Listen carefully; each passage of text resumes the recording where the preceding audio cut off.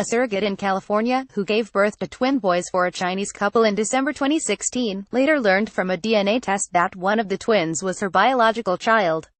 In February, she was reunited with him, but not after a harrowing ordeal. Jessica Allen, 31, already had 2 other children with her partner, Wardell Jasper, 34, prior to her decision of becoming a gestational surrogate for a couple who opted for an American surrogate because surrogacy was not legal in their country. A monthly payout of $30,000 was agreed in exchange for Allen carrying the couple's child.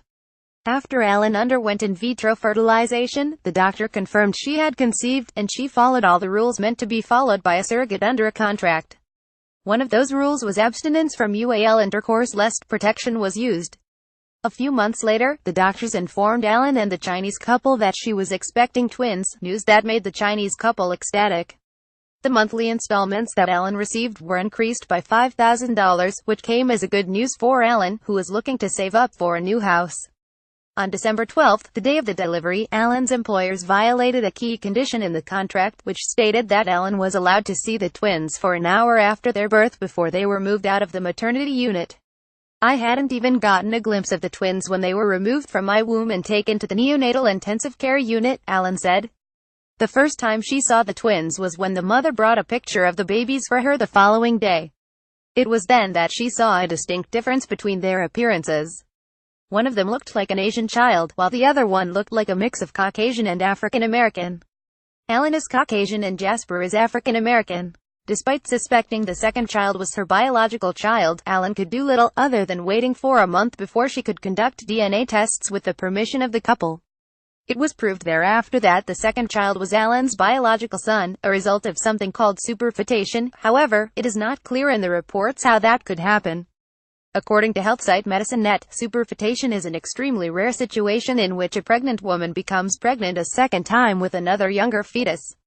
Superfetation is characterized by the fertilization and the implantation of a second oocyte in a uterus already containing the product of a previous conception. The process of superfetation has also been differentiated from twinning or multiple gestation, as it involves the conception of an additional fetus during an established pregnancy.